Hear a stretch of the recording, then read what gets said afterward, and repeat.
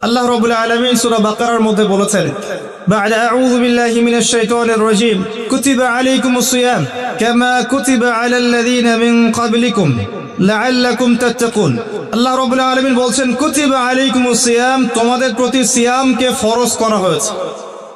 সিয়াম মানে রোজাকে ফরজ করা হয়েছে রমাদান মাসে। কামা কুতিবা আলাল লাযীনা মিন ক্বাবলিকুম, ঠিক যেভাবে তোমাদের পূর্ববর্তীদের উপরেও সওম বা রোজাকে ফরজ করা হয়েছিল। অর্থাৎ বিগত উম্মাহ যারা ছিলেন, এর আগে যত উম্মাহ চলে গেছে, তাদের উপরও এই সওমটা ফরজ ছিল। উদ্দেশ্য আল্লাহ পাক শেষ অংশে বলেছেন, লাআল্লাকুম তাত্তাকুন, ফরজ করা হয়েছে এই কারণে সওমকে, যাতে করে তোমরা তাকওয়া অবলম্বন করতে পারো, মুত্তাকি হতে পারো। এই তাকওয়া শব্দটা কিন্তু সূরা বাকারার প্রথম দিকেও আছে। আল্লাহ পাক বলেছেন, আলিফ লাম মিম যালিকাল কিতাব লা রাইবা ফি। আলিফ লাম মিম, এটা এমন একটা কিতাব যে কিতাব নিয়ে কোনো সন্দেহ নাই। হুদাল লিল মুত্তাকিন, এই কিতাব কাদের জন্য হেদায়েত? মুত্তাকিদের জন্য। মুত্তাকি কারা? আল্লাহ পাক তার পরের আয়াতে বলছেন, আল্লাযীনা ইউমিনুনা বিল গায়ব, যারা অদৃশ্যে বিশ্বাস করে। অদৃশ্যে বিশ্বাস মানে ঈমানের 6টা পিলার, সবগুলোই গায়েব। আমানতু বিল্লাহ, আল্লাহকে দেখা যায়, গায়েব। ওয়া মালাইকাতিহি, দেখা যায়, মালাইকা গায়েব। ওয়া কুতুবিহি, আগের আসমানি কিতাবগুলো দেখেছেন? দেখেন নাই, গায়েবে বিশ্বাস। ওয়া রুসুলিহি, নবী রাসূলদেরকে দেখেছেন? অদৃশ্য বিশ্বাস। ওয়াল ইয়াউমিল আখির, পরকালের জীবনকে দেখেছেন? অদৃশ্য বিশ্বাস। ওয়াল কদরি খায়রিহি ওয়া শাররিহি, তাকদীর বা ভাগ্যের ভালো মন্দ, এটা কি দেখা যায়? তাহলে ঈমানের এই যে 6টা পিলার, সব কি অদৃশ্য নয়? হুদাল লিল মুত্তাকিন আল্লাযীনা ইউমিনুনা বিল গায়ব, যারা এই অদৃশ্যে বিশ্বাস করে, মনে বিশ্বাস করে, মুখে স্বীকার করে এবং কাজে বাস্তবায়ন করে। আল্লাযীনা ইউমিনুনা বিল গায়বি ওয়া ইউকিমুনাস সালাহ ওয়া মিম্মা রাযাকনাহুম ইউনফিকুন। আল্লাহ পাক সিয়ামকে ফরজ করেছেন মুত্তাকি হওয়ার জন্য। তার মানে রমাদান মাসে সওম রাখার পরে যদি আমরা তাকওয়া অবলম্বন করতে ব্যর্থ হই, বুঝতে হবে যে আমি সওমের হক আদায় করতে পারি নাই। সহজ কথা, আল্লাহ পাক সওম আমাদের উপর ফরজ করেছেন রমজান মাসে, যাতে করে আমরা তাকওয়া অবলম্বন করতে পারি। যদি রমাদানে সওম রাখার পরেও আমি তাকওয়া অবলম্বন করতে না পারি, আল্লাহ ভীতি অর্জন করতে না পারি, বুঝতে হবে আমার সওম 100% কবুল হয়নি। সিম্পল।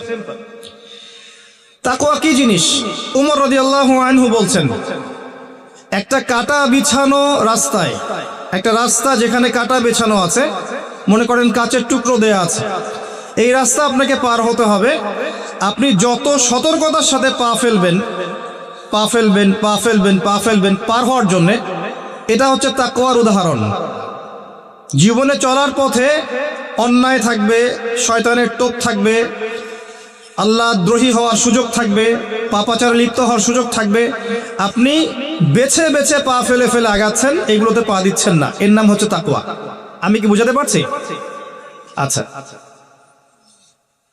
তাকওয়া মানে শুধু এটাই নয় যে আল্লাহ যা আদেশ করেছেন এগুলোই করব, বরং আল্লাহ পাক যা নিষেধ করেছেন এগুলোকে ছেড়ে দেওয়ার নামও তাকওয়া।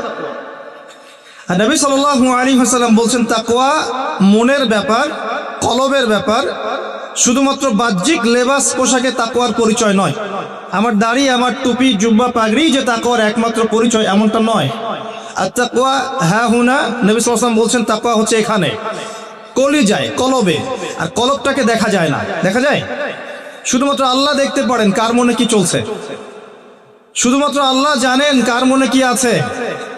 তাই মনের মধ্যে খারাপ বিষয় রেখে, নোংরামি রেখে, অশ্লীলতা রেখে, হিংসা, বিদ্বেষ, দুনিয়ার প্রতি আসক্তি, অহংকার, রিয়া, এগুলো রেখে মানুষের কাছে ভালো সাজা যেতে পারে, আল্লাহর কাছে সম্ভব না।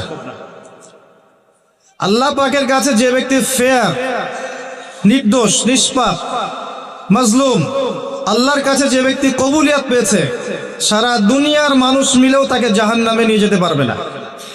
পারবে? আর আল্লাহ পাকের কাছে যে ব্যক্তি দূষিত হয়ে গেছে, কারণ আল্লাহ পাক জানে তার কলবে কি আছে, আল্লাহ পাক তার দৃষ্টি দিয়ে দেখছেন তার কলবে কি আছে। আল্লাহ যদি তাকে রিকগনাইজ করেন যে এর কলবে দোষ আছে, ত্রুটি আছে, হিংসা আছে, পরশ্রী কাতরতা আছে, রিয়া অহংকার আছে, অশ্লীলতা আছে, শিরক আছে, কুফর আছে, আল্লাহ পাক তাকে জাহান্নামে পাঠাবেন ইনশাআল্লাহ তাআলা। তো তাকওয়া মনের ব্যাপার, তাকওয়া বাইরের লেবাস পোশাকের বিষয় নয়। আল্লাহ পাক সিয়ামকে উদ্দেশ্য করে বলছেন, রোজা আমি ফরজ করেছি যাতে তোমরা মুত্তাকি হতে পারো। এবার এখান থেকে আমাদের শিক্ষা কি? আমরা সওম রাখি, দেখা যায় মাশাআল্লাহ আমরা সাহরি করি, আমরা ইফতার করি, মাঝখানে না খেয়ে থাকি, স্ত্রী সহবাস করি না। কিন্তু রোজা রেখেও আমাদের অনেক ব্যক্তি আছেন যারা সুদ খান, রোজা রেখে অনেক ব্যক্তি আছেন যারা ঘুষ নেন। আমাকে বলতে দেন, আমি ভুলে যাব, মানে আপনারা ঠিক বলতে থাকলে আমি ভুলে যাব। রোজা রেখে অনেক ব্যক্তি আছে যারা জেনা করছে, রোজা রেখেছে বয়ফ্রেন্ড গার্লফ্রেন্ডের সাথে ফ্রি মিক্সিং এ আছে, রোজা রেখেছে দেখবেন মাপে কম দিচ্ছে, মাপে ওজনে কম দিচ্ছে, রোজা রেখেছে কিন্তু দুর্নীতি করছে, রোজা রেখেছে অন্যের সম্পদ আত্মসাৎ করছে, রোজা রেখেও ব্যবসায়িক পণ্য মজুত করে বাজারে সিন্ডিকেট সৃষ্টি করছে, পণ্যের দাম ইচ্ছাকৃতভাবে বাড়িয়ে দিচ্ছে, মানুষ অসহায়ের মতো নিত্য প্রয়োজনীয় দ্রব্যের জন্য কি হাহাকার টানা করছে। রোজা রেখে যদি মানুষ এই কাজগুলো করে, আবার দেখা যায় রোজা রেখেও মানুষ নামাজ পড়ছে না। অনেকেই রোজা রেখেছে, শুধু তারাবির নামাজ পড়ে 5 ওয়াক্ত নামাজ জামাতে পড়ছে না, রোজা রেখেও যাকাত দিচ্ছে না, রোজা রেখেছে মিথ্যা কথা বলছে, রোজা রেখেছে মানুষের গীবত করছে, রোজা রেখে ঝগড়া বিবাদ করছে। রোজা রেখে যদি এই কাজগুলো করে, লাআল্লাকুম তাত্তাকুন, ওই হকটা আদায় হয়নি। আমি কি বুঝাতে পারছি ভাই? তার মানে সওম কিভাবে রাখবো? উত্তর, আল্লাহ পাকের নবী মুহাম্মদ সাল্লাল্লাহু আলাইহি ওয়াসাল্লাম যেভাবে রেখেছেন আমি সেভাবে রাখবো। নবী করিম সাল্লাল্লাহু আলাইহি ওয়াসাল্লাম সওম রেখে খাওয়া এবং পানাহার যেমন ত্যাগ করতেন, স্ত্রী সহবাস ত্যাগ করতেন, তিনি 5 ওয়াক্ত সালাত আদায় করতেন, বেশি বেশি সওম রেখে দান খয়রাত করতেন, সওম রেখে বেশি থেকে বেশি কোরআন তেলাওয়াত করতেন, সওম রেখে ইফতার করাতেন, সওম রেখে নবী সাল্লাল্লাহু আলাইহি ওয়াসাল্লাম যুদ্ধও করেছেন। আমার কথা কি বুঝতে পারছেন? সওম রেখে নবী সাল্লাল্লাহু আলাইহি ওয়াসাল্লাম দ্বীনের প্রচার করেছেন, পরিবারের খোঁজ নিয়েছেন, মানুষকে খাইয়েছেন, তাবলীগ করেছেন। সওম রেখে তিনি যাবতীয় ভালো কাজগুলো করেছেন। আমাদেরকেও রোজা রেখে ভালো কাজগুলো করতে হবে, এটা 1 নাম্বার। একই সাথে সওম রেখে নবী সাল্লাল্লাহু আলাইহি ওয়াসাল্লাম কখনো অন্যায় কোনো কাজে লিপ্ত হননি। হয়েছেন? হয়েছেন? তার সাহাবীরা হয়েছেন? অতএব আমরাও সওম রেখে, রোজা রেখে হারাম খাওয়া, সুদ খাওয়া, আপনার ঘুষ খাওয়া, জেনা করা, দুর্নীতি করা, মিথ্যা বলা, গীবত করা, অন্যের সমালোচনা করা, অন্যের দোষ ত্রুটি খুঁজে খুঁজে বের করা, চগলখুরি করা, এ ধরনের কাজে লিপ্ত হব না। আল্লাহ পাক আমাদেরকে তৌফিক দান করুন। আমি কয়েকটা কাজ বলি, এটা বলে আমি মূল পয়েন্টের দিকে যাচ্ছি, কোরআনময় রমাদানের দিকে ইনশাআল্লাহ তাআলা। সওম রেখে আপনারা প্রথমত বেশি খাবেন না, 1 নম্বর কথা। সওম রেখে আপনারা বেশি খাবেন না, সেহরিতে খুব বেশি আয়োজন করতে যায়েন না, যতটুকুতে আপনার চলে যায় অতটুকু করেন। রান্নাঘরে বেশি সময় নষ্ট করেন না, বাজারে বেশি সময় নষ্ট করেন না। 2-3টা তরকারি দিয়ে আপনার খাওয়া হয়ে যেতে পারে, একটা দিয়েও হয়ে যায়, 10টা আইটেম করার দরকার নাই আপনার। আপনি দুনিয়াবি কাজগুলোকে কমিয়ে ফেলেন রমজান মাসে, দুনিয়াবি কাজগুলোকে কমিয়ে ফেলেন, পরকালের কাজগুলোকে বাড়ান। আল্লাহ তৌফিক দান করুন। সেহরিতে এমন করে খাবেন না যেটা আপনার জীবনের শেষ খাওয়া, এইভাবে খাবেন না। সাহরি করেন যতটুকু প্রয়োজন। ইফতারেও এত বেশি আয়োজন করবেন না যে আপনার সারাদিনের সওম রাখার যে আধ্যাত্মিকত্ব, নূর, এটা নষ্ট হয়ে যায়। কিন্তু ইফতারে আপনি অনেক বেশি আয়োজন করেন, মাগরিবের সালাত, তারাবির নামাজ আপনি এনথুজিয়াজমের সাথে আদায় করতে পারবেন না, আপনি প্রফুল্লতার সাথে আদায় করতে পারবেন না, অলস হয়ে যাবেন, ঘুমিয়ে পড়বেন, ক্লান্ত হয়ে যাবেন। ইফতারে খুব বেশি খেতে নেই। আমি কিছু প্র্যাকটিক্যাল কথা বলছি, আমল করতে পারলে ইনশাল্লাহ কল্যাণ হবে। আমি নিজে চেষ্টা করি, আপনাদেরকেও বলছি, আল্লাহ পাক তৌফিক দান করুন। এরপরে সওম রেখে আপনি বেশি বেশি ফরজের পাশাপাশি নফল নামাজ পড়ার চেষ্টা করেন। ফরজ তো পড়বেনই, 5 ওয়াক্ত সালাত জামাতে অবশ্যই পড়বেন। যারা 5 ওয়াক্ত নামাজ জামাতে পড়ি না, রমজান মাসটা সুবর্ণ সুযোগ, 5 ওয়াক্ত সালাত জামাতে পড়বেন, পারা যাবে ইনশাআল্লাহ। এর পাশাপাশি দৈনিক 12 রাকাত সুন্নত পড়বেন। দৈনিক 12 রাকাত যে ব্যক্তি সুন্নাহ আদায় করে তার জন্য জান্নাতে একটা করে ঘর নির্মাণ করা হয়। দৈনিক একটা করে ঘর পেতে পারেন জান্নাতে যদি দৈনিক 12 রাকাত নফল বা সুন্নাহ আদায় করেন। এটা কি 12 রাকাত? ফজরের আগের 2, জোহরের আগে 4, পরে 2, 6 আর 2 8, মাগরিবের পরে 2 10, এশার পরে 2 12। এই 12 রাকাত নফল বা সুন্নাহ যে আদায় করে প্রত্যেক দিন, তার জন্য জান্নাতে একটা করে ঘর নির্মাণ করা হয়। সুবহানাল্লাহ। রমজান মাসে এটা ছাড়বেন না ইনশাআল্লাহ, আল্লাহ পাক তৌফিক দান করুন। এবং 5 ওয়াক্ত সালাত তো অবশ্যই জামাতে পড়বেন, আল্লাহ পাক তৌফিক দান করুন, আমিন। বিশেষভাবে ফজর এবং এশা এবং আসর এগুলো যেন জামাত না ছোটে। যদি কারো ছুটেও যায় আপনি একা পড়ে নেবেন। যদি ঘুমিয়ে থাকেন ঘুম থেকে উঠলেই পড়ে নেবেন। যদি ভুলে যান স্মরণ হলেই পড়ে নেবেন। যদি আপনি মুসাফির হন কসর করে নেবেন। নামাজ ছাড়া যাবে না। এমন একটা জায়গা আপনি আছেন যেখানে আপনার কোনো কাপড়ই নাই, মনে করেন আপনার কোনো পবিত্র কাপড়ই নাই, এমন একটা জায়গা আপনি আছেন, কোনো কাপড় নাই, অজুর পানিও নাই, আপনার তায়াম্মুমের মাটিও নাই। আপনি কি করবেন? নামাজ পড়বেন না? কি করবেন? নামাজ আছে আপনার উপর ফরজ, আপনাকে এমন জায়গায় রাখা হয়েছে আপনি অজুও করতে পারছেন না, তায়াম্মুমও করতে পারছেন না, কোনো সুযোগ নাই, এবং আপনার কাপড়ও নাপাক হয়ে গেছে। আপনি কি করবেন? নামাজ ছেড়ে দিবেন? নামাজ ছেড়ে দিবেন? ছাড়বেন না। নামাজের কোনো মাফ নাই, নামাজের কোনো মাফ নাই। আর নামাজ বলতে আমি বর্তমান সময়ের চলমান 3G 4G নামাজকে বোঝাচ্ছি না। আমি মেনশন করতে যাচ্ছি নবী সাল্লাল্লাহু আলাইহি ওয়াসাল্লাম যেভাবে নামাজ পড়তেন সেই নামাজের কথা। তিনি ধীর স্থির ভাবে নামাজ পড়তেন। তিনি কি আমাদের মতো 4G স্পিডে নামাজ পড়তেন? রুকু করলে সেজদা পাওয়া যায় না। অনেক মসজিদে দেখবেন তারাবি হবে রমজান মাসে, এত দ্রুত যে আসলে মুসল্লি বুঝতে পারে না কি তেলাওয়াত করা হচ্ছে। শেষের আয়াতটা একটা লম্বা টান দিয়ে ছাড়া হয়, ওইটা খালি বুঝতে পারে এখন রুকু হবে, এইটুকু বুঝতে পারে। এরকম নয়। আপনি হারাম শরীফে দেখবেন, কাবা ঘরে দেখবেন, মসজিদ নববীতে দেখবেন, অন্যান্য যত মসজিদগুলো আছে আরব কন্টিনেন্টে, এখানে দেখবেন ধীর স্থির ভাবে তারাবি সালাত হয়, সুন্দর কেরাত হয়, লম্বা কেরাত, লম্বা রুকু, লম্বা সেজদা, এবং প্রশান্তির সাথে মানুষ সালাত আদায় করে। আমি এই সালাতকে বুঝাচ্ছি। রমাদান মাসে সালাতটাকে প্রশান্তির সাথে আদায় করেন, তাড়াহুড়া করবেন না।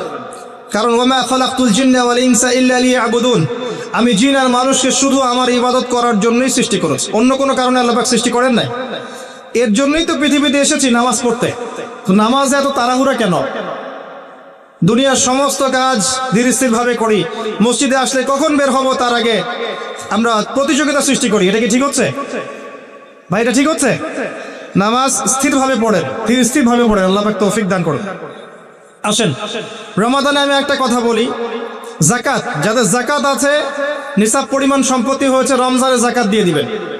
যাকাত নিয়ে টালবাহানা করবেন না, আল্লাহর ওয়াস্তে যাকাত দিয়ে দেন। যাকাত হচ্ছে আপনার সম্পদে গরিবের হক। অন্যের হক নষ্ট করলে এই শাস্তি আল্লাহ পাক এমন ভাবে দিবেন, ওই সম্পদটাকে আল্লাহ পাক গলাবেন, গলিয়ে কপালে, গালে, পিঠে লাগিয়ে দিবেন, এবং একটা সাপের আকৃতি দিবেন, এই সাপ গলায় ঝুলে থাকবে এবং কপালে ঠোকর দিবে। বলেন নাউযুবিল্লাহ। যাকাত দিয়ে দেন। যাকাত ইসলামিক অর্থনীতির মূল ভিত্তি। যাকাত না থাকলে ইসলামিক ইকোনমিক টিকবে না। ইসলামিক ইকোনমিক্সের মূল বেইস হচ্ছে যাকাত এবং সাদাকা এবং বিজনেস, ব্যবসা। যাকাত ইসলামিক ইকোনমিক্সের বেইস। ইসলামিক ইকোনমিক্স সম্পর্কে জানতে হলে, বুঝতে হলে, পড়তে হলে আমি একজন আলেমের নাম বলছি, যাকে আমি বেসিক্যালি ফলো করার চেষ্টা করি ইকোনমিক সেকশনে এবং অন্যান্য সেকশনেও। তিনি আমার খুব শ্রদ্ধেয় একজন আলেম, আল্লামা তাকি উসমানী দামাত বারাকাতুহু। তার ইকোনমিক্সের সিরিজ আছে, ইসলামিক অর্থনীতির সিরিজ আছে, বই 10টা-15টা বই শুধু অর্থনীতির উপরেই। এগুলো কেনেন, ঢাকায় বাংলা বাজারে পাবেন, কিনে এনে বাসায় পড়েন, আপনি দেখবেন ইসলামিক অর্থনীতি কি জিনিস। আর অর্থনীতির জ্ঞান না থাকার কারণেই, অর্থনীতির বিশুদ্ধ জ্ঞান না থাকার কারণেই আমরা ইবাদত বন্দেগীর জীবনে, নামাজি হলেও ব্যবসায়িক জীবনে, অর্থনৈতিক জীবনে পাক্কা সুদখোর হয়ে বসে আছে। আমার কথা কি বুঝতে পারছেন ভাই? অর্থনীতির জ্ঞান দরকার আছে না? একটা রাষ্ট্র মনে করেন যার কাছে অর্থনৈতিক সুপার পাওয়ার, তার কাছে ইকোনমিক চাবিকাঠি আছে। ওয়ার্ল্ডের একটা রাষ্ট্র মনে করেন তার কাছে অর্থনৈতিক চাবিকাঠি আছে, সে চাইলে কাউকে ইকোনমিকভাবে দুর্বল করতে পারে, কাউকে শক্তিশালী করতে পারে। এখন অন্যান্য রাষ্ট্ররা এর আনুগত্য করবে না? করবে না? করবে। অর্থনীতি মূল ভিত্তি। নবী সাল্লাল্লাহু আলাইহি ওয়াসাল্লাম মদিনায় হিজরত করে যখন মদিনা সনদ তৈরি করলেন, সাহাবীদের মধ্যে ভ্রাতৃত্বের বন্ধন স্থাপন করলেন, ইহুদিদের সাথে চুক্তি করলেন, মসজিদ নববী নির্মাণ করলেন, এরপরে তিনি প্রথম যেখানে ফোকাস করেছেন সেটা হলো মুসলিমদের অর্থনীতি সমৃদ্ধ করার কাজে। তারপরে সামরিক বাহিনী গঠন ইত্যাদি ইত্যাদি। অর্থনীতি মূল জিনিস। আর এই বিষয়গুলো আমাদের প্রতিষ্ঠানগুলোতে আরো বেশি বেশি পড়ানো উচিত। এটা আমার নাসিহা, বাকি যারা এর দায়িত্বশীল তারা বুঝবেন। আসুন, আমি যেটা বলছিলাম, রমাদান মাসে যাকাতগুলোকে দিয়ে দেন। এটা আপনার সম্পদে গরিবের হক। যাকাত ইসলামিক সমাজে সাম্য নিয়ে আসবে। গরিব না খেয়ে মারা যাবে না, আপনার সম্পদে ওর হক আছে, ওই হকটা না দিয়ে আপনি মৃত্যুবরণ করেন না আল্লাহর ওয়াস্তে। এই পর্যন্ত যে যাকাতগুলো দেন নাই সেটাও হিসেব করা উচিত যে আপনি কত টাকা যাকাত দেন নাই, এবং আল্লাহ পাকের কাছে ইস্তেগফার করা উচিত যে আল্লাহ, আমার 20 বছর আগ থেকে যাকাত ফরজ হয়েছে, আমি যাকাত এখনো দেইনি, আল্লাহ আমাকে মাফ করো। যদি সম্ভব হয় টাকাগুলো দিয়ে দিয়েন। আল্লাহ পাক তৌফিক দান করুন, দোয়া করি আমি। রমজান মাসে বেশি থেকে বেশি তাসবিহ তাহলিল করবেন, বেশি বেশি, সময় নষ্ট করবেন না। হয়তো ফেসবুকে কমেন্ট করতে গিয়ে, পোস্ট দিতে গিয়ে অহেতুক সময় নষ্ট করবেন। এগুলোর কোনো ফায়দা নাই, এগুলোর খুব একটা ফায়দা নাই। বাস্তবিক মাঠে ময়দানে যারা কাজ করে এদের মধ্যে ফায়দা আছে। মুসলিমরা মাঠে কাজ করবে, মাঠে। এখন যারা মাঠে কাজ করছে তারা ফেসবুকে এত শোডাউন করে না, এত আইওয়াশ করে না। আমার নাসিহা, রুট লেভেল থেকে কাজ করেন, মসজিদে কাজ করেন, তালিমে কাজ করেন, খুতবায় কাজ করেন, মসজিদ ভিত্তিক কাজ করেন, মাদ্রাসা করেন, মহিলা মাদ্রাসা করেন, তালিমের বৈঠক চালু করেন, মহিলাদের তালিম চালু করেন, মক্তব চালু করেন, রুট লেভেল থেকে কাজ করেন, দিনের বিজয় হবে ইনশাআল্লাহ। যাই হোক, এগুলো নিয়ে আজকে এত বেশি কথা বলবো না, আমরা মূল পয়েন্টে আসি। রমজান কেন্দ্রিক কয়েকটা কাজের কথা আপনাদেরকে বলছি। সালাত, 5 ওয়াক্ত সালাত, নফল সালাত, দৈনিক 12 রাকাত সুন্নাহ, এবং দিনের প্রতিটা কাজ নবী সাল্লাল্লাহু আলাইহি ওয়াসাল্লামের সুন্নাহ মতো করার চেষ্টা করা। ঘুম থেকে শুরু করে, ইস্তেঞ্জা থেকে শুরু করে প্রতিটা কাজ, ব্যবসা বাণিজ্য, মুআমালাত সবকিছু করা যাবে ইনশাআল্লাহ। পাশাপাশি আল্লাহ পাকের জিকির বেশি বেশি করে করেন, বেশি থেকে বেশি আল্লাহর জিকির করেন, ইলম অর্জন করেন, আলেম ওলামার কাছে যান, যদি কোনো বিষয় না বোঝেন তাদেরকে জিজ্ঞাসা করেন, মক্তবে যান, মাদ্রাসায় যান, বাচ্চাদেরকে মক্তবে পাঠান, রমজান মাসটাকে এনজয় করেন, যাকাতগুলো দিয়ে দেন, বেশি বেশি দান সাদাকা করেন রমজান মাসে, বেশি থেকে বেশি মানুষকে ইফতার করানোর চেষ্টা করেন, বেশি থেকে বেশি মানুষকে ইফতার করানোর চেষ্টা করেন। অসহায় যারা আছে, এতিম, মিসকিন, বিধবা, যাদের ঘরে বাজারের টাকা পয়সা নাই, সামাজিকভাবে, ব্যক্তিগতভাবে, অনলাইনের মাধ্যমে, অফলাইনের মাধ্যমে, রাষ্ট্রীয়ভাবে, যেভাবে হোক তাদের ঘরে ঘরে ইফতারের প্যাকেজ পৌঁছে দেন, ঈদের খুশি পৌঁছে দেন, ঈদের সময়টুকু পৌঁছে দেন। ইনশাআল্লাহ তাআলা দেখবেন আল্লাহ পাক আপনার রিজিকে বারাকা দিবে ইনশাআল্লাহ। এই কাজগুলো করলে পরে একটা ভ্রাতৃত্বের বন্ধন আসবে। রমজানের যে মূল লাআল্লাকুম তাত্তাকুন, এই বিষয়টা আমরা ইনশাআল্লাহ অর্জন করতে পারবো। আল্লাহ পাক তৌফিক দান করুন। আমি এখন আমার আলোচনার মূল জায়গায় আসছি। এতক্ষণ যেগুলো বললাম শুধু রমজান কেন্দ্রিক কথা বললাম, যাতে আপনারা রমজান মাসে টার্গেট করতে পারেন এই কাজগুলো করব। আর যারা তালেবে ইলম আছেন, রমজান একটা টার্গেট করবেন পড়াশোনা করা। কিভাবে পড়বেন? আপনাকে বেসিক থেকে স্টার্ট করতে হবে। হুট করে একটা বই হাতে নিলেন ইসলামিক অর্থনীতির, কালকে একটা বই হাতে নিলেন ইসলামিক রাজনীতি, কালকে একটা বই হাতে নিলেন সহিহ বুখারী, পরশু একটা নিলেন কোরআনের তাফসীর। বিক্ষিপ্ত পড়াশোনা নয়। এই পড়াশোনাগুলো আপনাকে কনস্ট্রাকটিভ জ্ঞান দিবেন, আপনার মাথাটাকে বিক্ষিপ্ত করে ফেলবে। আমি হয়তো বুঝাতে পারছি না। যদি কেউ তওবা করে ইসলামের দিকে আসে এবং চিন্তা করে আমি এখন পড়াশোনা করব, জ্ঞান অর্জন করব, আমল করব, দিনের জন্য কিছু করব, তখন তাকে একটা বেসিক থেকে পড়াশোনা স্টার্ট করতে হবে। এই বেসিক থেকে স্টার্ট করতে পারে সবচেয়ে ভালো মাদ্রাসার বাচ্চারা, মাদ্রাসার সাথে সম্পৃক্ত যারা, তারা সৌভাগ্যবান। আমরা দোয়া করি আল্লাহ পাক তাদেরকে আরো বারাকা দান করুন। কিন্তু জেনারেল যারা, তাদের সমস্যা আছে, কারণ তারা কোনো সঠিক গাইডলাইন পায় না যে প্রথমে কোন বইটা পড়বো, তারপর কি ইত্যাদি ইত্যাদি। আমি আপনাকে আমার লাইফ থেকে একটা নাসিহা করছি। সহজ কিতাব থেকে শুরু করে আস্তে আস্তে আস্তে আস্তে কঠিনের দিকে যান। কথা কি বুঝতে পারছেন ভাই? সহজ কিতাব মানে কি? ধরেন আপনি কোরআন তেলাওয়াত করতে জানেন না, আগে আপনাকে কোরআন তেলাওয়াত শিখতে হবে, বেসিক তেলাওয়াত শিখতে হবে, তাসবিহ শিখতে হবে। এরপরে আপনি মনে করেন কোরআন তেলাওয়াতে পারদর্শী হয়ে গেছেন, এখন আপনাকে বিশুদ্ধ করে কোরআন নিয়মিত পড়ার চর্চা করতে হবে, ডেইলি এক পারা করে, যাতে আপনার মুখের মধ্যে জড়তা কেটে যায়, আপনি বেশি বেশি ফ্লুয়েন্টলি কোরআন তেলাওয়াত করতে পারেন। এরপরে আসবে এই লেভেল যখন আপনাকে আরবি ভাষা, সাহিত্য, ব্যাকরণগুলো শিখতে হবে। ফর এক্সাম্পল, যে মিজান মুনসাহিব বলেন, নাহু সফরের কিতাবগুলো বলেন, এই যে বইগুলো আছে, এসো আরবি শিখি, বেসিক কিছু কিতাব, এই কিতাবগুলো আপনাকে পড়তে হবে। এই কিতাবগুলো কিন্তু আপনি একা একা পড়তে পারবেন না, এগুলো আপনাকে অবশ্যই ওস্তাদের কাছে গিয়ে পড়তে হবে। এবং আমি সবসময় বলি যে বাংলাদেশের প্রেক্ষাপটে কওমি ঘরানার যে ওলামায়ে কেরাম আছেন, তারা এই বিষয়ে অনেক অনেক অনেক বেশি দক্ষ। তাদের কাছে গেলে আপনি বিশুদ্ধ জ্ঞানটা পাবেন ইনশাআল্লাহ তাআলা। এটা আমার নাসিহত। দেখেন, আমি এমন মানুষ নই, যদি আপনি আমাকে একটা থাপ্পড় দেন এবং আপনার মধ্যে যদি কোনো খায়ের বা কল্যাণ থাকে, আমি বলবো যে আপনার মধ্যে এই কল্যাণটা আছে। এই মানসিকতা অর্জন করতে না পারলে আল্লাহর কবুলিয়াত আপনার কাছে আসবে না। অতএব মন থেকে কলবুন সালিম হয়ে যান, স্বচ্ছ হয়ে যান।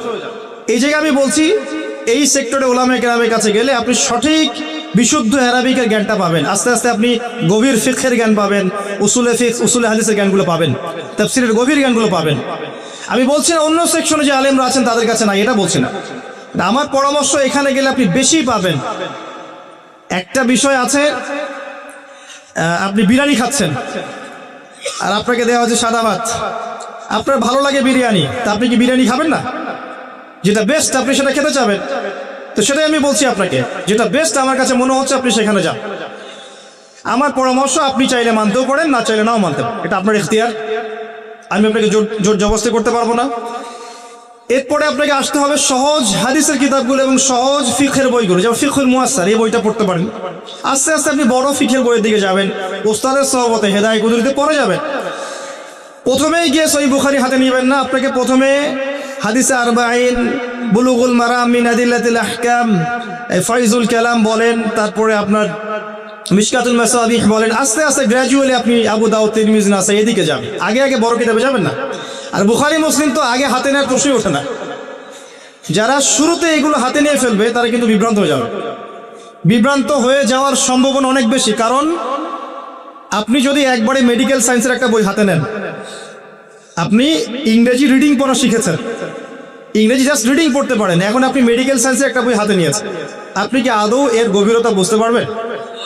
কথা কি বুঝতে পারছেন আমার? এই কথাগুলো খুব ইম্পর্টেন্ট কথা, কিন্তু ওয়াজ মাহফিলে সচরাচর এগুলো কথা হয় না।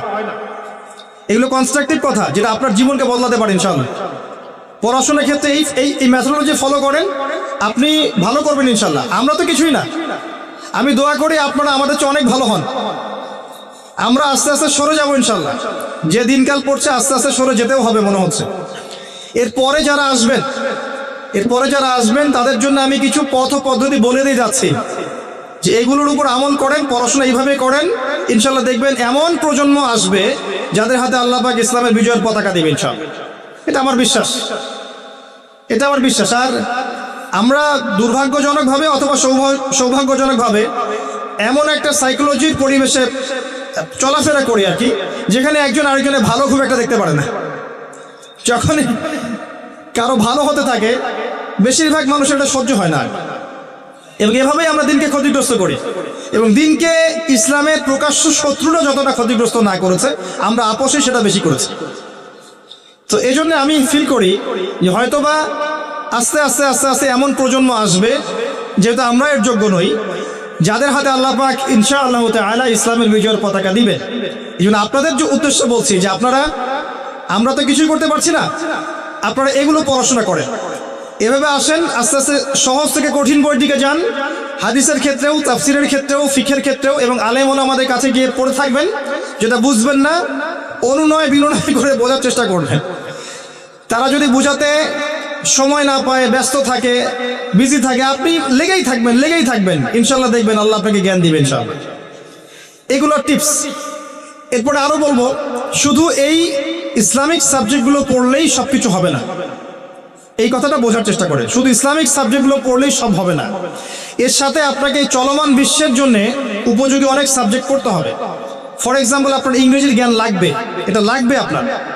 আপনার ইতিহাসের জ্ঞান লাগবে, অর্থনীতির জ্ঞানটা আপনার লাগবে, ইসলামের ইতিহাসের জ্ঞান লাগবে, নবী সাল্লাল্লাহু আলাইহি ওয়াসাল্লামের সিরাতের জ্ঞান লাগবে, সাহাবীদের জীবনের জ্ঞান লাগবে, ফিকহের জ্ঞান লাগবে, আপনার তাফসীরের জ্ঞান লাগবে, উসুলে হাদিসের জ্ঞান লাগবে, উসুলে তাফসীরের জ্ঞান লাগবে, উসুলে ফিকহের জ্ঞান লাগবে। এর পাশাপাশি আমি বলবো জিওপলিটিক্স, ভূরাজনৈতিক প্রেক্ষাপটের জ্ঞান লাগবে, পলিটিক্যাল সায়েন্সের জ্ঞান লাগবে। সবগুলো জ্ঞান যখন একসাথে হবে, আর এগুলো একদিনে হবে না, আস্তে আস্তে আস্তে আস্তে হবে ইনশাআল্লাহ। এই ট্র্যাকে চলতে চলতে মৃত্যু হয়ে গেলে হয়ে যাক, মৃত্যু হয়ে গেলে হয়ে যাক। আপনার 10 বছর, 20 বছর, 30 বছর সময় লাগছে, লাগুক না, সমস্যা কি? সারাটা জীবন লাগিয়ে দেন।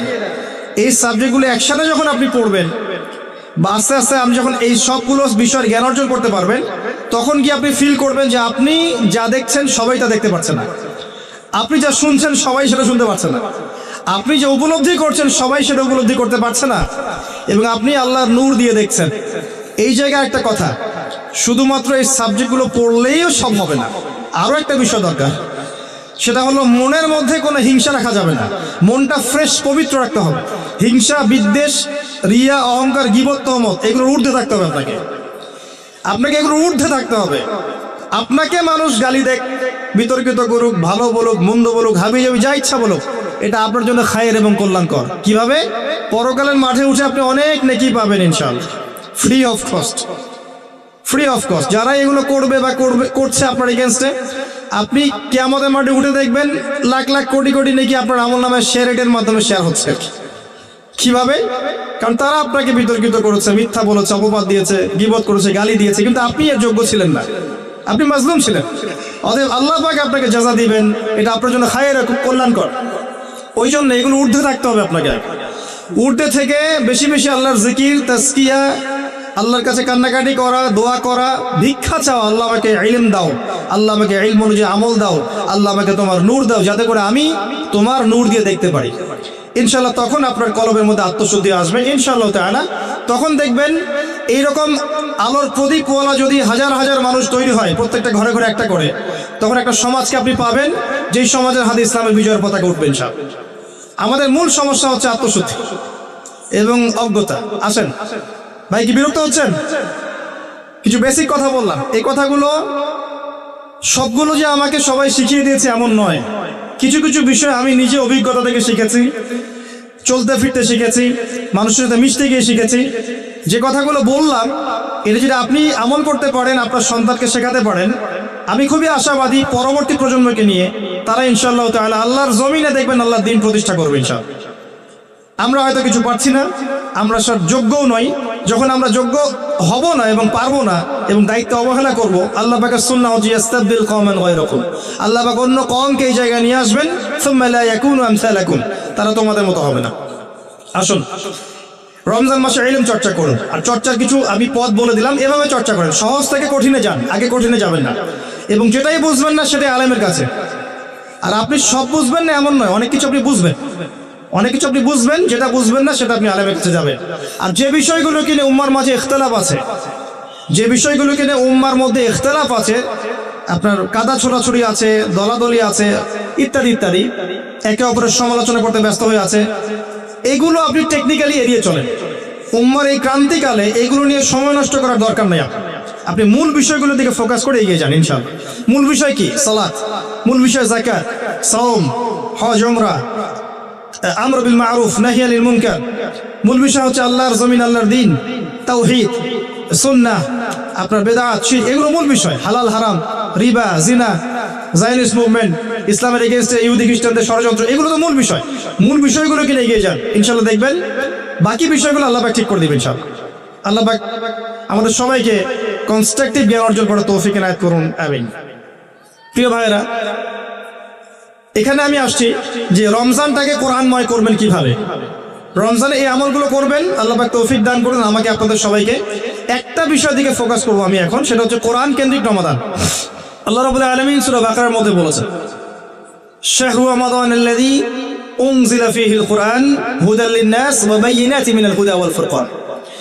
আল্লাহ রাব্বুল আলামিন বলছেন, রমাদান সেই মাস রমাদান সেই মাস যেই মাসে আমি কোরআন নাজিল করেছি, বলেন সুবহান।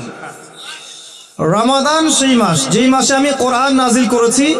কি জন্য নাজিল করেছি? হুদাল লিন্নাস, যাতে করে এই কোরআন মানব জাতিকে পথ দেখায়।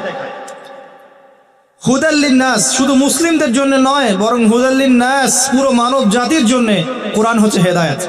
ওয়া বাইয়িনাতিন মিনাল হুদা, এটা হচ্ছে স্পষ্ট একটা দলিল, একটা প্রমাণ। ওয়াল ফুরকান, সত্য মিথ্যার চূড়ান্ত মানদণ্ড। আল্লাহ পাক এই কিতাব সম্পর্কে আরো বলেছেন, যালিকাল কিতাব লা রাইবা ফি, এটা এমন একটা কিতাব যে কিতাবে কোনো সন্দেহ নাই। আরো বলেছেন, ওয়া ইন কুনতুম ফি রাইবিন মিম্মা নাযালনা আলা আবদিনা ফাতু বিসূরাতিন মিন মিথলি, যদি কোনো সন্দেহ থেকে থাকে কোরআন সম্পর্কে, একটা সূরা রচনা করে দেখাও, একটা সূরা এনে দেখাও। ওয়া দাউ শুহাদাকুম মিন দুনিল্লাহি ইন কুনতুম সাদিকিন, তোমাদের সমস্ত সাক্ষীদেরকে ডেকে নিয়ে আসো, সহযোগিতা নাও, তারপরে একটা সূরা রচনা করে দেখাও। ওয়া ইল্লাম তাফআলু, যদি করতে না পারো, ওয়ালান তাফআলু, কোশ্চিনকালে পারবেও না, তাহলে ফাত্তাকুন নার আল্লাতী ওয়াকুদুহা আন-নাস ওয়াল হিজারা, তাহলে সেই আগুনকে ভয় করো যে আগুনের ইন্ধন হবে মানুষ আর পাথর।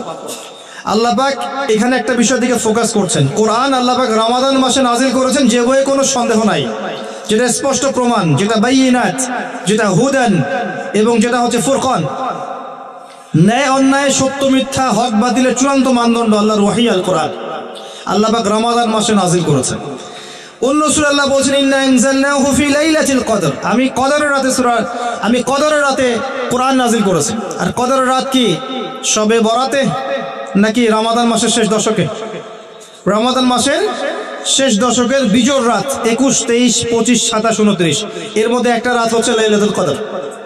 আল্লাহ পাক বলছেন, কদরের রাতে আমি কোরআন নাজিল করেছি এবং কোরআনের সমস্ত বিষয়ের সমাধান নাজিল করেছি। কোথায় আছে? সূরা নাহল 89 নম্বর আয়াত। আল্লাহ পাক বলছেন, ওয়া নাযালনা আলাইকাল কিতাব তিবয়ানান লিকুল্লি শাই, আমি এমন একটা কিতাব নাজিল করেছি হে নবী তোমার উপরে সাল্লাল্লাহু আলাইহি ওয়াসাল্লাম, যে কিতাবটা তিবয়ানান লিকুল্লি শাই, প্রত্যেকটা বিষয়ের ব্যাখ্যা। কোরআন প্রতিটা বিষয়েরই ব্যাখ্যা। ওয়া হুদান, এবং হেদায়েত, ওয়া রাহমাতান, এবং দয়া, ওয়া বুশরা লিল মুসলিমিন, মুসলিমদের জন্য সুসংবাদ। সূরা কাহফে আল্লাহ আরো বলেছেন, ওয়ালাকাদ সাররাফনা ফি হাযাল কুরআন লিন-নাস মিন কুল্লি মাসাল, আমি মানব জাতির জন্য কোরআনে প্রত্যেকটা বিষয় ব্যাখ্যা করেছি, প্রতিটা বিষয়। ওয়া কানাল ইনসান আকসারা শাইইন জাদালা, কিন্তু মানুষ বেশিরভাগ বিষয়ে বিতর্ক করতে পছন্দ করে। সূরা বনী ইসরাঈলের মধ্যে একই আয়াত আছে। এখন কথা হচ্ছে, আল্লাহ পাক কোরআন নাজিল করেছেন রমজান মাস লাইলাতুল কদরে। আমরা যে রমজান মাসকে এই আমলের মৌসুম হিসেবে নিয়েছি, এত মহিমান্বিত আল্লাহ পাক করেছেন, এর পিছনে একটা মাত্র মূল কারণ, রমাদানকে মহিমান্বিত করার একটা মূল কারণ, সেটা হচ্ছে রমজান মাসে কোরআন নাজিল করা হয়েছে। সুবহানাল্লাহ। কদরের রাতে যখন আইয়ামে জাহিলিয়াতের মধ্যে সুদ ছিল, শিরক ছিল, জিনা ছিল, ব্যভিচার ছিল, পাপাচার ছিল, আপনার গোত্রীয় হানাহানি ছিল, নারীর অবমাননা ছিল, মাদক ছিল, এরকম একটা সমাজের মধ্যে আল্লাহ পাক কোরআন নাজিল করেছে। আর মাত্র 23 বছর পরে গিয়ে আপনি দেখেন, 23 বছর পরে গিয়ে আরবে কোনো শিরক নাই, কোনো রিবা নাই, কোনো সুদ নাই, কোনো মাদক নাই, কোনো নারীর অবমাননা নাই, কোনো জেনা নাই, কিছুই নাই, গোত্রীয় হানাহানি নাই। 23 বছরের মধ্যে কোরআনের আলোকে জাহিলি সমাজ আলোকিত সমাজে পরিণত হচ্ছে। বলেন সুবহানাল্লাহ। কিভাবে হলো? কোরআনের হক আদায় করার কারণে। তারা কোরআন পড়েছেন, কোরআনের অর্থ বুঝেছেন, কোরআন হিফজ করেছেন, কোরআনের আদেশ মেনেছেন, নিষেধকে বর্জন করেছেন, কোরআনের দাওয়াত দিয়েছেন, কোরআনের লসগুলো প্রতিষ্ঠা করেছেন, কোরআনের হক আদায় হয়েছে, সমাজ পরিবর্তন হয়েছে। এখন রমজান মাসে আমরা কোরআনময় করব কিভাবে? এখন আপনি জানেন কোরআন কেন্দ্রিক রমাদান মাস। রমাদান মাস কেন মর্যাদা মণ্ডিত? এক কথায় উত্তর হচ্ছে, এই মাসে কোরআন নাজিল করা হয়েছে। এখন অ্যাজ এ মুসলিম আমার কি দায়িত্ব? আমি কোরআনের সাথে কি আচরণ করব? আমি কিভাবে কোরআনময় রমাদান বানাবো? প্র্যাকটিক্যাল কিছু কথা বলছি, শুনে। কয়েক শ্রেণীর মানুষ আছে। এক শ্রেণীর মানুষ যারা কোরআন আদৌ পড়তে জানেন, আছে না এমন মানুষ? হাত উঁচু করেন তো অনেস্টলি, কারা কারা কোরআন একদমই পড়তে জানেন না? আছে তো কিছু মানুষ কোরআন তিলাওয়াত করতে জানে না। আমি অনুরোধ করব, এই রমাদান মাসটাকে গনিমত মনে করে আপনারা যারা কোরআন তেলাওয়াত করতে জানেন না, যে বা যারা যেখানেই আছেন, কোরআন তেলাওয়াত এই মাসে শিখে নেবেন। 1 মাস সময়ের মধ্যেই কোরআন তেলাওয়াত শেখা সম্ভব। কোরআনের হক আদায় করব, এক এক মানুষের দায়িত্ব এক এক রকম। যে ব্যক্তি কোরআন মোটেই তেলাওয়াত করতে জানে না, তার জন্য এই রমাদানে কোরআনের হক হচ্ছে সে কোরআন অ্যাটলিস্ট তেলাওয়াত করা শিখবে। পারা যাবে ইনশাআল্লাহ? জাস্ট তেলাওয়াত করা শিখবেন। আপনি আলিফ থেকে শুরু করে ইয়া পর্যন্ত অক্ষর শিখবেন, আপনি মদ শিখবেন, মাখরাজ শিখবেন, তাজবিদ শিখবেন, গুন্না শিখবেন, আপনি বাকি অ্যারাবিক ব্যাকরণের নিয়মগুলো শিখবেন। পারা যাবে ইনশাআল্লাহ? কিভাবে শিখবেন? অনলাইনে অনেক কোর্স করানো হবে রমজান মাসে। রমাদান মাসে কিন্তু অনলাইনে অনেক কোর্স করানো হবে, এক মাসে করতে পারেন। অলরেডি অনেক কোর্স দেওয়াও আছে, শিখতে পারেন। অথবা আপনি সবচেয়ে ভালো হয় স্থানীয় আলেমের কাছে যাবেন, দৈনিক 30 দিন 30 রমাদান 1 ঘন্টা করে সময় দিবেন, ইনশাআল্লাহ আপনি শিখতে পারবেন। মসজিদে যারা দায়িত্বশীল আছেন, মসজিদকে 1 মাসে রমাদানে কোরআন শিক্ষা কোর্স চালু করেন, জনগণ ফ্রি শিখবে, আপনারা ইমাম সাহেবের বেতন দিবেন। পারবেন? আপনারা কমিটিতে যারা আছেন তারা ইমাম সাহেবের বেতন দিবেন, ভালো অঙ্কের হাদিয়া দিবেন, এবং তিনি এলাকার সমস্ত মানুষকে ফ্রি বিনামূল্যে কোরআন শিক্ষা দিবেন। করা যাবে ইনশাআল্লাহ? রমজান মাসটাকে কাজে লাগিয়ে যারা কোরআন একেবারেই তেলাওয়াত করতে জানেন না, তাদের দায়িত্ব হচ্ছে কোরআন তেলাওয়াত করা শেখা। এখানে আপনার জন্য কয়েকটা ফজিলত বলছি আমি, লিসেন ভাই। যদি আপনি কোরআন তেলাওয়াত করতে শিখে নেন এবং একবার বিশুদ্ধ করে শিখে নেন, আজীবন এইটা আপনার কাজে দিবে। আপনার জন্য রাসূলের কয়েকটা হাদিস, শুধু আপনার জন্য। নবী সাল্লাল্লাহু আলাইহি ওয়াসাল্লাম বলেছেন, ইকরাউল কোরআন, তোমরা কোরআন তেলাওয়াত করো, ফাইন্নাহু ইয়াতি ইয়াউমাল কিয়ামাহ শাফিআন লিআসহাবি। কোরআন কিয়ামতের দিনে তেলাওয়াতকারীর পক্ষে আল্লাহর কাছে সুপারিশ করবে ইনশাআল্লাহ তাআলা। নবীজি বলেছেন, খায়রুকুম মান তাআল্লামাল কোরআন ওয়া আল্লামা। তোমাদের মধ্যে শ্রেষ্ঠ ব্যক্তি তারাই, সর্বোত্তম ব্যক্তি তারাই, খায়র উত্তম ব্যক্তি তারাই যারা নিজে কোরআন শেখে অপরকে শেখায়। পারবেন ইনশাআল্লাহ? একটা হাদিসে বলেছেন, কোরআন যারা তেলাওয়াত করে, কোরআন তেলাওয়াত করে এর উপর মাহির হয়, দক্ষ হয়, মা'আস সাফরাতিল কিরাম মিন বাররা, তারা সম্মানিত ফেরেশতাদের সাথে হাসর করবে। আর যারা তেলাওয়াত করতে গিয়ে আটকে যায়, ওয়ায়াতাতাউ ফিহি ওয়া হুয়া আলাইহি শাক ফালাহু আজরান, যে ব্যক্তি তেলাওয়াত করতে গিয়ে আটকে যায় আবার চেষ্টা করে, তার জন্য ডাবল পুরস্কার আছে। আপনি তেলাওয়াত করা শেখেন, সূরা ফাতিহা তেলাওয়াত করবেন, এটা কোরআনের সবচেয়ে মর্যাদামণ্ডিত আয়াত। আয়াতুল কুরসি তেলাওয়াত করবেন, এটা কোরআনের অন্যতম একটা মর্যাদামণ্ডিত আয়াত। এবং আয়াতুল কুরসি প্রত্যেক ফরজ নামাজের পরে পড়বেন, মৃত্যু ছাড়া জান্নাতে যাওয়ার কোনো বাধা নাই। সুবহানাল্লাহ। আপনি সূরা মুলক পড়বেন, সূরা মুলক আপনাকে কবরের আযাব থেকে বাঁচাবে ইনশাআল্লাহ। আপনি সূরা কাহাফ পড়বেন, প্রথম 10 আয়াত শেষ 10 আয়াত, আপনাকে আল্লাহ পাক দাজ্জালের ফিতনা থেকে বাঁচাবে ইনশাআল্লাহ। আপনি সূরা ইয়াসিন পড়বেন, আর রহমান পড়বেন, আপনি সূরা ওয়াকিয়া পড়বেন, আপনাকে আল্লাহ পাক দারিদ্রতা থেকে বাঁচাবে ইনশাআল্লাহ। আপনি সূরা ফালাক নাস ইখলাস পড়বেন, সকালে সন্ধ্যায় 3 বার করে, দৃশ্য অদৃশ্যের সমস্ত খারাপি থেকে আল্লাহ আপনাকে বাঁচাবে ইনশাআল্লাহ। আপনি আরো পড়বেন সূরা বাকারার শেষে 3 আয়াত, রাতের বেলা পড়বেন, সারা রাত নফল নামাজের নেকি পাবেন ইনশাআল্লাহ। সারা রাত ইবাদতের যে নেকি হয়, সূরা বাকারার শেষের আয়াতগুলো পড়ে ঘুমালে সেই নেকি হয়। ঘুমানোর আগে আপনি সূরা কাফিরুন পড়বেন, আপনাকে আল্লাহ পাক শিরকের পাপ থেকে বাঁচাবে ইনশাআল্লাহ। কত ফজিলত বলে শেষ করব, ফজিলতের শেষ নাই। একটা অক্ষর পড়বেন 10টা নেকি পাবেন। লা আকুলু আলিফ লাম মিম হরফ, আলিফ লাম মিম হরফুন। আল্লাহ রাসূল বলেন, আমি বলছি না যে আলিফ লাম মিম মিলে একটা হরফ, বরং আমি বলছি আলিফুন হরফ ওয়া লামুন হরফুন ওয়া মিমুন হরফ। আলিফ একটা হরফ, লাম একটা হরফ, মিম একটা হরফ। কোরআনে লক্ষ লক্ষ হরফ আছে, একবার খতম দিলে আপনি কোটি কোটি নেকি পাবেন ইনশাআল্লাহ তাআলা। একটা বার কোরআন তেলাওয়াত বিশুদ্ধ করে শিখে না, আপনাকে শয়তান 3টা ওয়াসওয়াসা দিবে। 3টা, কয়টা? 1 নাম্বার, শয়তান আপনাকে বোঝাবে যে আপনি অনেক জানেন, আপনার জানার দরকার নাই। 2 নাম্বার, শয়তান বোঝাবে যে আপনি পারবেন না, আপনার দ্বারা হবে না। আর 3 নাম্বার, শয়তান বোঝাবে যে আপনার অনেক সময় পড়ে আছে, পরে শিখে নিয়ে। এই 3টা ধোকায় পড়বেন না। এই রমজান মাসে কোরআন তেলাওয়াত বিশুদ্ধ করে শিখে নেন, আল্লাহ পাক তৌফিক দান করুন। রাজি আছেন ভাই? এই মাসে কোরআন তেলাওয়াত শিখবেন, ইমাম সাহেবের কাছে যাবেন, মসজিদের কাছে যাবেন, অনলাইনে কোর্স করেন, অফলাইনে করেন, বাকি এলাকা ভিত্তিক যদি কোনো কোর্স থাকে সেটা করেন। 1 মাসে রমাদানে কোরআন শেখা সম্ভব, আল্লাহ পাক তৌফিক দান করুন, আমিন। এবং নিয়মিত তেলাওয়াত করবেন, প্রত্যেকদিন 1 পারা করে। পারবেন? প্রত্যেকদিন 1 পারা। এবার আসেন দ্বিতীয় শ্রেণীর মানুষ, যারা কোরআন মাশাআল্লাহ তেলাওয়াত করতে পারে, যারা কোরআন তেলাওয়াত করতে পারে কিন্তু সন্দেহ আছে যে আমার 100% বিশুদ্ধ হচ্ছে কি হচ্ছে না। দেখেন ভাই, 100% বিশুদ্ধ কেউই করতে পারে না। 100% বিশুদ্ধ আমরা আসলে পারি না কেউ করতে। এটা দাবি করা ঠিক হবে না যে আমি 100% বিশুদ্ধ করে কোরআন তেলাওয়াত করতে পারি, এটা দাবি করা ঠিক না। সবারই কিছু না কিছু ভুল হয়, কিছু না কিছু ভুল হতেই পারে, কিন্তু যারা ফ্লুয়েন্টলি কোরআন পড়তে পারেন তাদের জন্য রমজান মাসের চ্যালেঞ্জ হচ্ছে আপনাকে প্রত্যেক দিন কমপক্ষে 1 পারা করে পড়তে হবে। পারবেন? পারা যাবে ইনশাআল্লাহ? প্রত্যেক রমজানে 1 পারা করে কোরআন তেলাওয়াত করবেন ইনশাআল্লাহ তাআলা। আল্লাহ পাক তৌফিক দান করুন, দোয়া করি আমি। এরপরে আরো উচ্চ লেভেলে আসেন যারা কোরআনের হাফেজ, তাদের কি হক? তারা রমজানে কি করবে? রমাদান মাসে তারা কোরআনটাকে পুরোটাকে আবার ঝালাই করার চেষ্টা করবে। যারা হিফজ করেছে রমজান মাসে আবার এটাকে রিগেইন করবে, রিকল করবে, রিভাইজ করবে, করে করে আবার মুখস্থটাকে, ইয়াদদাশটাকে আবার শক্ত করার চেষ্টা করবে। আল্লাহ পাক তৌফিক দান করবে। এর সবচেয়ে ভালো অপশন হচ্ছে তারাবির নামাজ পড়ানো। যারা তারাবির নামাজ পড়ায় তারা সৌভাগ্যবান, তারা রমজানে কোরআনটাকে হিফজ করার একটা চর্চার সুযোগ পেয়ে যায়। এবং আমি রিকোয়েস্ট করবো তারাবির নামাজে এমন ব্যক্তিকে ইমামতির দায়িত্ব দিবেন যার তেলাওয়াতটা সুমধুর, যার তেলাওয়াত শুনলে নামাজে মনোযোগ বৃদ্ধি পায়, এমন ব্যক্তিকে দিবেন। আর রমজান মাসে আল্লাহর ওয়াস্তে ইমাম, খতিব, মুয়াজ্জিনদের বেতন বাড়াবেন। সবকিছু বাড়ে, তাদের বেতন বাড়ে না, এটা ঠিক নয়। সবকিছুর দাম বাড়ে, সবকিছুর মান বাড়ে, ইমাম, খতিব, মুয়াজ্জিন তাদের বেতন বাড়বে না, এটা ঠিক নয়। আপনি তাদের পরিবারের দায়িত্ব নিয়ে নেবেন রমজান মাসে। তারা শুধু খুতবা দিবে, দিনের চর্চা করবে, তারাবি পড়াবে, নামাজ পড়াবে, তারা দিনের পথে কাজ করবে। তাদের ফ্যামিলির দায়িত্ব কে নিবে? আমরা না নিলে কে নিবে? তাদেরকে ভালো অঙ্কের বেতনের ব্যবস্থা করবে যাতে ওদের কোনো টেনশন না থাকে। আল্লাহ পাক, আমি এটা খুব কষ্ট পাই তাদের জন্য। অনেক মসজিদে আমরা গিয়েছি, দেখেছি ইমাম সাহেবের বেতন 5,000 টাকা, মুয়াজ্জিন সাহেবের বেতন 5,000 টাকা। 5,000 টাকা দিয়ে সংসার চলে এখন?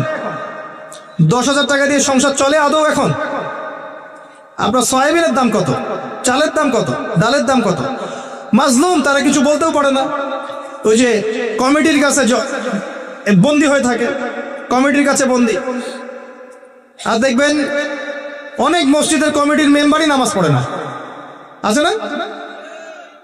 ইমাম সাহেবদেরকে সম্মান দেন, মুয়াজ্জিন সাহেবদেরকে সম্মান দেন, তাদের বেতন ভাতা বাড়িয়ে দেন, তাদেরকে বাইরের টেনশন করতে বাদ দিতে বলেন, তাদেরকে তাদের দায়িত্ব পালন করতে বলেন। আপনি তাদের ভালো হাদিয়া এবং ভালো পরিবারের অন্ন বস্ত্রের ব্যবস্থার চেষ্টা করেন, ইনশাআল্লাহ তারা দেখবেন আপনার রিজিকেও বরকত হবে ইনশাআল্লাহ। আসুন, যারা হাফেজে কোরআন তারা রমজান মাসে কোরআনটাকে হিফজ করবে। এরপরে কি করবে?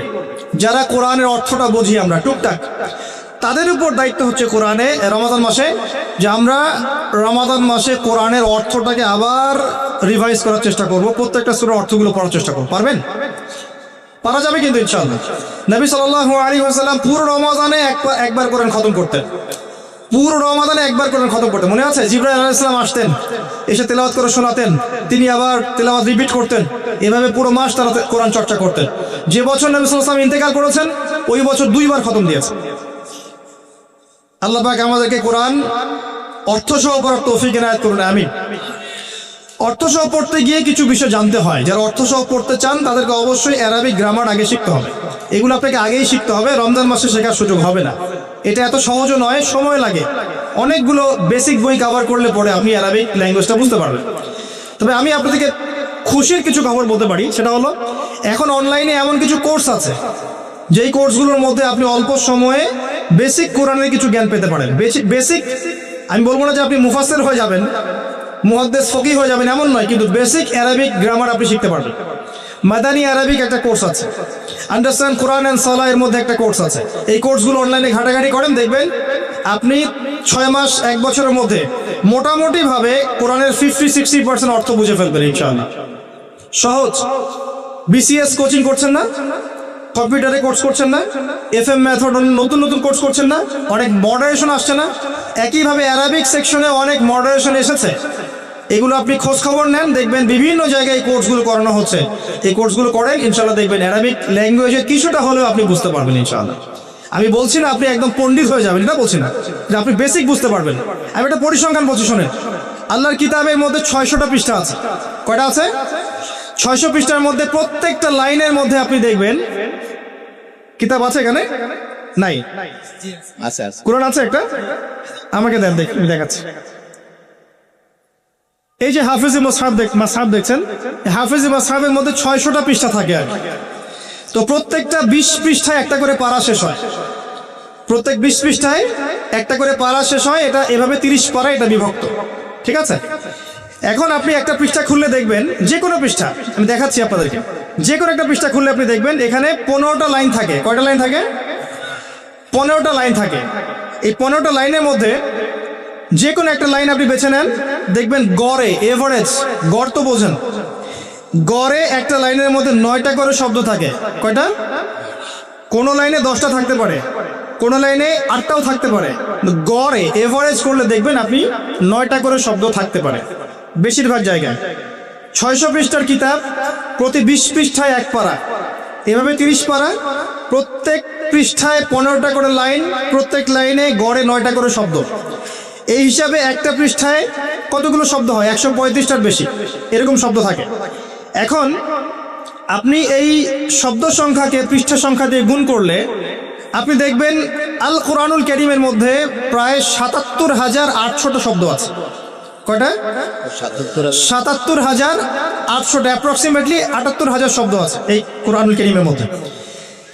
এখন আল্লাহ পাক বলেছেন যে কোরআনকে আমি বোঝার জন্য সহজ করেছি। ওয়ালাকাদ ইয়াসসারনা, ওয়ালাকাদ ইয়াসসারনাল কুরআন লিযিকরি ফাহাল মিন মুদ্দাকির। কোরআনকে আমি উপদেশ গ্রহণের জন্য সহজ করেছি, কেউ কি আছো উপদেশ গ্রহণ করবে? আপনি দেখছেন এখানে ৭৮,০০০ শব্দ, এতগুলো শব্দের অর্থ জানতে হবে, তারপরে আমি কোরআন বুঝবো। তা আল্লাহ পাক বলছেন কোরআন সহজ। কার কথা সত্য? এই ৭৮,০০০ শব্দ, আপনার জন্য সুসংবাদ হচ্ছে এই ৭৮,০০০ শব্দ মাত্র ৪,৫০০টার মতো শব্দ থেকে বের হয়েছে। কমে আসলো ৭৮,০০০ শব্দ, ৭৮,০০০ শব্দ মাত্র ৪,৫০০ অ্যাপ্রক্সিমেটলি এরকম শব্দ থেকে বের হয়েছে। মূল ওয়ার্ড এত কম। এর মধ্যে আবার ইসম আছে, ফেল আছে, হরফ আছে, মানে বিশেষ্য আছে, ক্রিয়া আছে, অব্যয় আছে। আপনার ইংরেজিতে হয়তো বুঝবেন যারা জেনারেল আছেন। এখানে নাউন্স আছে, কিছু নাউন্স নাম আছে, আল্লাহ, মুহাম্মদ সাল্লাল্লাহু আলাইহি ওয়াসাল্লাম, ইব্রাহিম, ইসমাইল, ইসহাক, জিবরিল, মিকাইল, এগুলো হচ্ছে নাম, নাউন, ইসম। এমন অনেক আছে ফেল, ক্রিয়া আছে, না আবুদু, নাস্তাইন, অনেক ফেল আছে, নাকফুরু, নাতরুকু ইত্যাদি অনেক ফেল আছে, ক্রিয়া আছে। আবার অনেকগুলো হরফ আছে, হরফ আছে, অনেকগুলো হরফ অব্যয় আছে, প্রিপোজিশন, কনজাংশন এবং ইন্টারজেকশন মিলে হচ্ছে হরফ। এখানে আবার কিছু প্রোনাউন্সও থাকবে। সব মিলে সহজ কথা হচ্ছে এখানে 3 ধরনের শব্দ থাকে আর কি। নাউন্স থাকবে বা বিশেষ্য বা ইসম, এখানে ক্রিয়া থাকতে পারে, ফেল বা ক্রিয়াপদ যেটাকে আমরা বলি, বা ভার্বস, আর থাকতে পারে হরফ যেটাকে আমরা প্রোনাউন্স বলি আর কি। তো এই হলো আলটিমেটলি আপনার শব্দ সংখ্যা। এখন এই ৪,৫০০টা ওয়ার্ডের মধ্যে আবার মাত্র 400 থেকে 500টা শব্দ আছে, মাত্র 400 থেকে 500টা শব্দ, যেগুলো রুট ওয়ার্ড, মাসদার। এইগুলো থেকেই কোরআনের প্রায় 70% অনুবাদ করা সম্ভব। কথা কি বুঝতে পারছেন? মাত্র 400-500 রুট ওয়ার্ড, মাসদার আপনি জানলে এবং অ্যারাবিক গ্রামার জানলে, ট্রান্সফরমেশন শিখলে, একটা শব্দ থেকে অনেকগুলো শব্দ তৈরি করার পদ্ধতি জানতে পারলে আপনি মিনিমাম 60 থেকে 70% কোরআনের অর্থ বুঝতে পারবেন। আমি আপনাকে কিছু সাজেস্ট করছি, understandquran.com, এটা ভিজিট করেন। আপনি অ্যারাবিক, মাদানী অ্যারাবিক ভিজিট করেন, দেখবেন এরকম নতুন নতুন অনেক কোর্স এসেছে যেগুলো অল্প সময়ের মধ্যে আপনাকে একটা ধারণা দিবে। আমি বলছি না যে আপনাকে কিন্তু পণ্ডিত বানাবে, আমি কিন্তু এটা বলছি না। আপনাকে একটা ধারণা দিবে যে কোরআনে আল্লাহ পাক কি বলেছেন আসলে, এবং আপনি অ্যারাবিক টু অ্যারাবিক বুঝতে পারবেন। ইমাম সাহেব তেলাওয়াত করবেন, আপনি মোটামুটি বুঝতে পারবেন যে ওনার এটা অর্থটা কি। ইমাম সাহেব তেলাওয়াত করবেন ইয়া আইয়ুহাল্লাযীনা আমানু, আপনি বুঝবেন যে ইমাম সাহেব বলছেন হে মুমিনগণ ইত্তাকুল্লাহ, আল্লাহকে ভয় করো, আপনি বুঝবেন। ওয়া যারু মা বাকিয়া মিনার রিবা, সুদের অবশিষ্ট অংশ ছেড়ে দাও, আপনি বুঝতে পারবেন। ওয়া ইল্লাম তাফআলু, তোমরা যদি এটা না করো, ফাআযানু বিহারবিন মিনাল্লাহি ওয়া রাসূলিহি, তাহলে আল্লাহ এবং তার রাসূলের সাথে যুদ্ধের ঘোষণা শুনে রাখো, আপনি বুঝতে পারবেন। আমি বলছি না 100% বুঝতে পারবেন, আমি বলছি আপনি 50, 60, 70% ধরতে পারবেন যে অর্থটা কি বলছে। এটা কি আপনার জন্য কম? আপনি জেনারেল লাইনে পড়েছেন, সারা জীবন কোনোদিনও কোরআনের সংস্পর্শে আসতে পারেন নাই, 1 বছর সময় দিয়ে যদি এতটুকু অ্যাচিভ করতে পারেন, আপনার জন্য কম? আরও যদি লেগে থাকেন, মাদ্রাসায় যান, ওস্তাদের কাছে যান, আরও গ্রামারের বইগুলো পড়তে থাকেন, ক্লাসিক্যাল বইগুলো পড়েন, ইনশাল্লাহ 5 বছর পরে, 10 বছর পরে আপনি দেখবেন ইনশাল্লাহ আপনি অনেক কিছুই জানতে পারবেন না? শুরুটা হোক রমাদান মাসে, আল্লাহ পাক তৌফিক দান করুন। এই রমাদানে শুরু করে দেন। আমি মাহফিল বলে আরো বেশি কথা বলতে পারছি না, এখানে আরো অনেক তত্ত্ব উপাত্ত আমার কাছে আছে যেগুলোতে আমি আপনাকে বোঝাতে পারতাম যে কোরআন অনেক সহজ, বোঝাটা অনেক সহজ। হাদিস কঠিন, হাদিসের মধ্যে অনেক কঠিন শব্দ থাকে, অনেক কঠিন বিষয় আছে। কোরআন অনেকটা সহজ, আলহামদুলিল্লাহ। আল্লাহ পাক কোরআনকে সহজ করেছেন বোঝার জন্য। ফাহাল মিন মুদ্দাকির, কেউ কি আছো উপদেশ গ্রহণ করবে? এই যে সূরা ফাতিহা, সূরা ফাতিহার মধ্যে যতগুলো শব্দ আছে, শুধু সূরা ফাতিহার মধ্যে যতগুলো শব্দ আছে, এই শব্দগুলো কোরআনে রিপিট করা হয়েছে ৭,৮০০ বার। কতবার? শুধু সূরা ফাতিহার শব্দগুলোর অর্থ যে জানে, সে কোরআনের ৭,৮০০টা শব্দের অর্থ জানে। কি বুঝলেন? আপনি সকাল সন্ধ্যায় কিছু জিকির আজকার পড়েন না? সকাল সন্ধ্যায় কিছু দোয়া পড়েন না? এই দোয়াগুলো, এই জিকির আজকারগুলো এর সাথে যোগ করেন সূরা ফাতিহা এবং শেষের 10টা সূরা, সূরা ফাতিহা শেষের 10টা সূরা এবং 2 রাকাত নামাজের মধ্যে আপনি যে আরবিগুলো বলেন, এই তিনটাকে এক জায়গায় করলে এই তিনটার মধ্যে প্রায় 30-40% কোরআনিক ওয়ার্ডস আছে। তিনটা উৎস, সকাল সন্ধ্যায় যে জিকিরগুলো করেন সেগুলো, সূরা ফাতিহা এবং শেষের 10-15টা সূরা, এবং আপনার 2 রাকাত নামাজে আপনি যে আরবিগুলো পড়েন বা বলেন, এগুলোকে এক জায়গায় করেন, এর আরবি শব্দগুলো এক জায়গায় করেন। এগুলোর অর্থ যদি আপনি জানেন, আপনি কোরআনের 20-30% অর্থ জানেন। এই শব্দগুলোই কোরআনে ঘুরে ফিরে বারবার এসেছে। কোরআনের প্রত্যেকটা শব্দই আলাদা আলাদা স্বতন্ত্র শব্দ নয়, ঘুরে ফিরে একই শব্দ বারবার এসেছে বিভিন্ন ফর্মসে। কখনো মাজি হিসেবে এসেছে, কখনো মোজারে এসেছে, কখনো আমরে এসেছে, কখনো নাইতে এসেছে, বিভিন্ন জায়গায় এসেছে। আপনাকে ধরতে হবে কোনটা কোন জায়গায় এসেছে। এটার জন্য অ্যারাবিক গ্রামারের বেসিক জানবেন, পাশাপাশি এই কোর্সগুলো করেন, ইনশাআল্লাহ দেখবেন অল্প সময় আপনি কোরআন শিখতে পারছেন। এর জন্য কোনো বয়সের শর্ত নেই, আপনি ম্যাচিউরড হলেই পারবেন ইনশাআল্লাহ।